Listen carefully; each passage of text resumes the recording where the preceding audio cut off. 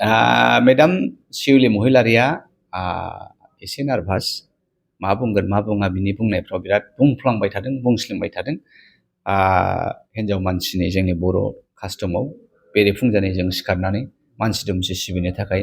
जोङो सिथ्लाखौ स्राय सिबस्रांगोन बिनिफ्राय बिबार बारिफोर बिफांफोर दंबा बाहाय दै होगोन आरो सियार टेबोलखौ जोङो रेडि खालामगोन जाहाथे सोरबा फैयोबा जिरायगोन गोसोआ गोजोन मोनगोन बेखौ नर्मालि आइजोफ्रा मावो आरो बेखौ मावो बलेथे दस्राखौ मावनो हाया बेबो नङा आरो बेखौ मावोब्ला जे आइजो नङा बेबो नङा आरो दा बेखायनो बेफोरबायदि खोथाखौ बुंनाङा जोङो आइजोफ्रा गासिबावबो पाइलटबो जानो हायो एर'प्लेन सालायनो हायो हेलिकप्टारबो सालायनो हायो नाथाय बाथ्राया जाबाय नोंथाङा हाग्रामानि बिसि हाग्रामा महिलारि बिटिसिनि चिफ थांनाय 17 बोसोरावबो बिथाङानोमोन आरो नै दा 5 बोसोराव आगान होबाय थादों बिथाङा गेजेर नाङाखै दा बावहाय हाग्रामानि बिसि जानानै नोंथाङा गिलु बालु सम्पथि डिसप्ले खालामबाय एमआरएमआव नोङो नोंनि डाक्टारफोरनो 15 लाखनिफ्राय 18 लाख बेथन होयो दा बेखायनो नोंहा गोबां फैसा दङ दा नोंहा हस्पिटाल दंखायोबा स्कुलानो दंखायोबा बायदि बायदि संस्थाफोर दङबा नोङो हारि आरो हादोरखौ सिबिनो जाथिखौ सिबिनो ओनसोलखौ सिबिनो नोंथाङा दिनै मानो एमएलए गेलेखो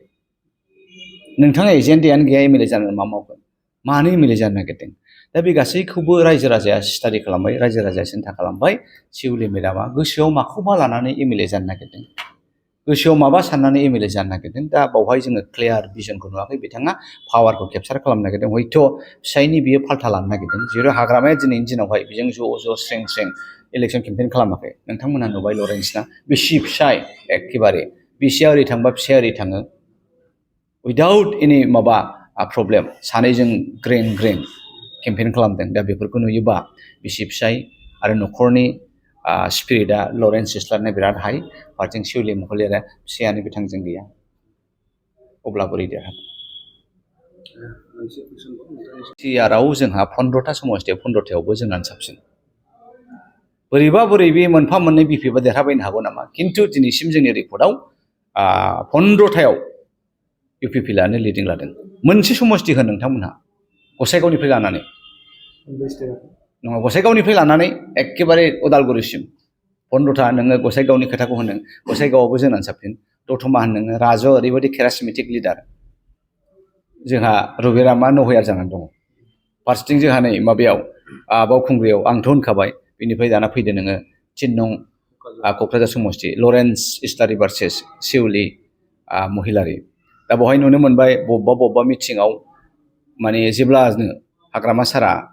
गावनि बिसिनि केम्पेइनाव ओंखारफैयो मिटिङाव गायो स्टेजाव गायो अब्लानो शिउलि महिलारिया ओंखारलाङो दा नोंथांमोना सिन्था खालामदो आं आखायनो होनबाय थाखादों जे हाग्रामा सारा शिउलि मेडाम केन्डिडेट जानायखौ एसेबो फसायाखै हाग्रामा सारा शिउलि मेडामखौ एमएलए जानानै थांनायखौ एसेबो फसायाखै दा शिउलि मेडामा ना पार्टिनि खोथाखौ मानियो ना सिनियरफोरनि खोथाखौ मानियो बिथाङा गले गले होनबाय थादों आङो आंनि फैसानि दमाव आंनि बेक्तिगत दमावसो आङो इलेक्सनखौ गेलेदों दा बेवहाय नों पार्टियानो बेजों गैयाबा फिसायानो बेजों गैयाबा बे बहा देरहागोन